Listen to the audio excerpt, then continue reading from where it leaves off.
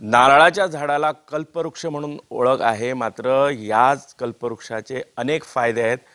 आज आपण अशा ठिकाणी आलो आहे की ज्या नारळाच्या झाडापासून त्यांनी झावळांपासून तसेच करवंटीपासून त्याचे जे सोडण असतं त्याच्यापासून सुद्धा अनेक वस्तू बनवल्यात आणि आज ह्या जे इथले बनवणारे आहेत त्यांना मोठ्या प्रमाणात त्यांच्या वस्तूंना मोठी मागणी आहे।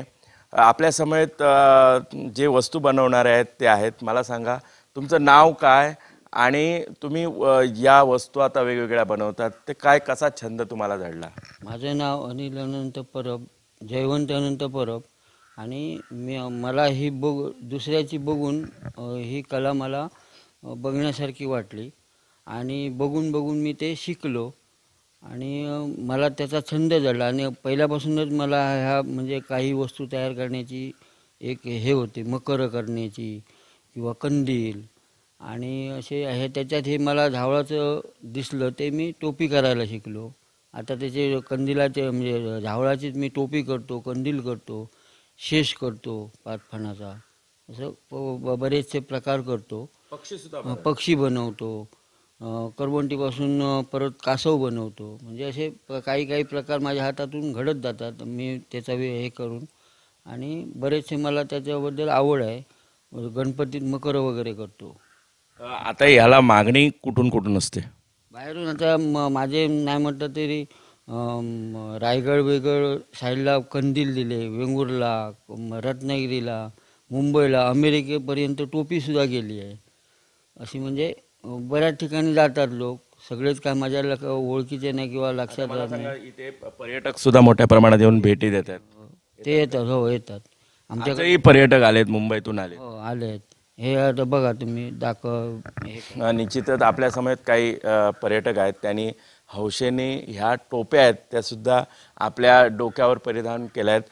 त्यांना परडी आहे, परत अशी एक छोटी बकेट कसं आहे ते त्यांना आवडतं आहे। मला सांगा तुम्ही कुठून आलात आणि हे जे आज तुम्ही टोपी घातलेत कसं वाटतंय? छान वाटते, मस्त वाटते की एवढ्या मोठ्या कल्पवृक्षापासून हे वस्तू तयार करतात हे बघून आधी खूप छान वाटलं। आणि कसं आम्हाला वाटलं की जेवणामध्येच फक्त आपण नारळ वगैरे कसं वापरतो, पण असं नाही की त्यापासून वेगवेगळ्या प्रकारच्या वस्तू पण तयार करता येतात। आपल्याला घरगुती भाजी ठेवण्यासाठी म्हण, फुलं काढण्यासाठी म्हण, परडी म्हणा, हे म्हण काहीतरी उपयोग त्याचा होतोच ना, शोपीस म्हणा, म्हणजे कंदील म्हणा, ते वेगवेगळ्या प्रकारची वस्तू तयार करतात ते बघून आम्हाला खूप आनंद झाला आणि खूप बरं वाटलं। आणि आम्ही एवढ्या लांबून आलो आणि एवढं आम्हाला सगळं बघायला मिळालं त्याबद्दल आम्ही त्यांचे खूप आभार। मला काही आणि महिला आहेत, मला सांगा ही फुलाची परडी घेतली आहे तुम्ही आणि आता फोटो सेशनही केलं तुम्ही एकत्रित राहून, कसं वाटतंय? खूप छान वाटलं आम्हाला। ही परडी बघूनच मला तेवढं मन भरलं की मला ही घेऊशीच वाटली परडी, कारण आम्ही मुंबईच्या ठिकाणी अशी कुठे बघितलीच नाही, ती मी आज इथे येऊन बघितली, त्यामुळे मला ही खूप आवडली म्हणून मी घेतली। ही टोपी पण खूप छान आहे। आम्हाला असं वाटलंच नव्हतं की ह्याच्यापासून ही वस्तू बनू शकते नारळापासून त्याच्यामुळे आम्हाला हे खूप आवडलं म्हणून आम्ही घेतलं। आम्ही फिरायला म्हणून ते आलेलो, पण आम्हाला असं कळलं की ते हे व्यक्ती आहेत अनिल परब, ते हे वस्तू बनवतात म्हणून आम्ही खास बघायला म्हणून आलो, तर आम्हाला पसंत आली म्हणून आम्ही घेतली वस्तू। ओके, निश्चितच कशी एन्जॉय वाटली? इथले पर्यटक आहेत त्यांनी हौसेने आपल्या डोक्यावर टोपीसुद्धा परिधान केले, काही वस्तू खरेदी केल्यात।